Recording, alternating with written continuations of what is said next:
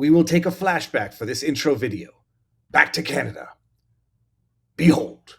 Can I just ask quickly, what did you think of the Freedom Convoy?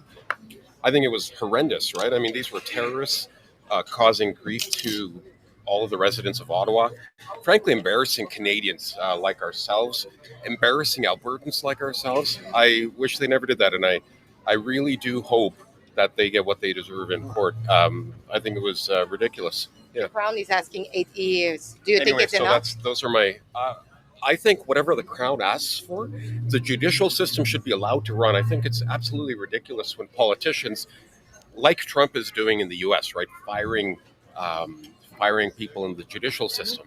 That's unacceptable. So Poilievre and his some of the Poilievre, first of all, not even as an MP right now, making comments that are contrary to what the judicial system is trying to do, completely inappropriate.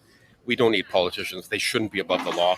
They shouldn't have any jurisdiction over the law. And you have to let the Crown prosecutors do their job. They're the experts in this. Like I said, terrorists deserve to go to jail. And I hope they do get a substantial sentence. We'll see what the judge gives. Now, why did I start off the show with this yet again today? We covered this a while back. This was Alexa Lavoie, who was on the streets, I think it was in Ottawa, asking Canadians, alleged Canadians, people passing themselves off as Canadians, what they thought about the Crown, that's the government in Canada, looking to jail Tamara Lich and Chris Barber, the so-called organizers of the Freedom Convoy, for 7 and 8 years, respectively, for nonviolent mischief convictions. And this man, speaking on behalf of Canadians and Albertans, the Crown is the expert, and they should go to jail for 7 to 8 years. Now, the reason why I bring this back up, I won't belabor the insanity of saying the Crown are the experts. The government should get what they want. You should be jailing non-violent political dissidents for non-violent mischief for longer than rapists and physical abusers get in Canada. The guy was identified at one point, and I reached out to him privately to make sure that he was, in fact, the person that was identified by an account. I forget who the account was that identified him, but he was identified. And before I went on any tirade against the individual, I just wanted to make sure that it was, in fact, the person who was being identified in the post from wherever. I'll show you here. I DM'd the person, and I knew I'm a neurotic individual. You know this. 99.999% positive that it was him. Pure as gold of Canada that it was him, because he had clips from that interview and that scene on his Twitter handle. But I just DM'd him, and I just said, apparently you've been identified. It was Leviathan. Thank you. It was Leviathan who identified them, and I don't like identifying people on the internet, despite the fact that they choose to make themselves public, and despite the fact that they, while calling the people terrorists, act like the terrorists.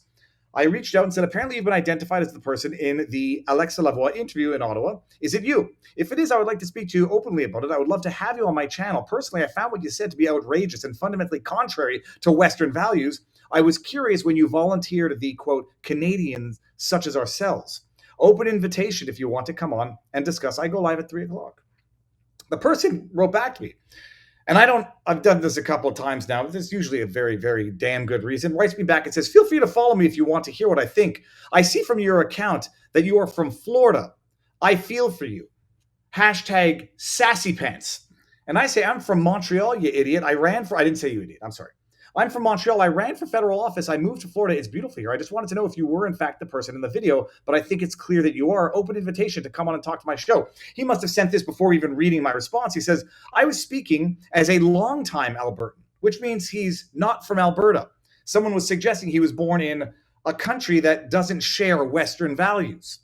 Pseudo-journalist Lavoie misrepresented me as an Ottawa man, and in doing so, trying to fan the flames of division in the country. I do not need you to speak openly. I don't think Americans like you have much of a role in Canadian discourse. Hard pass. Well, the idiot didn't know that I was from Canada, didn't know that I spent 43 years of my life, born, raised, and ran for office in Canada. And then he does what he thinks anybody on earth cares about. Oh, Viva, I see you only got so many votes. I see. Then he writes back, Oh, sorry, you felt you had to leave. Sorry, you felt you had to leave after this result. Wow. And then he blocked me.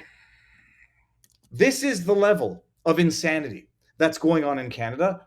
I would dare say not even from Canadians, but also from Canadians. And ordinarily, I would have kept my DMs private, except the little bastard thinks I'm American, then says, no, shut up, you're American. Oh, you're from Canada? Oh, you left to Florida. I see. Shut up, I don't want to talk to you. Oh, by the way, did you notice it said fearless in his profile link? Unbelievable. This is the level of cowardice. It's tyranny, it's cowardice, and these are the people calling freedom-loving, patriotic Canadians the terrorists.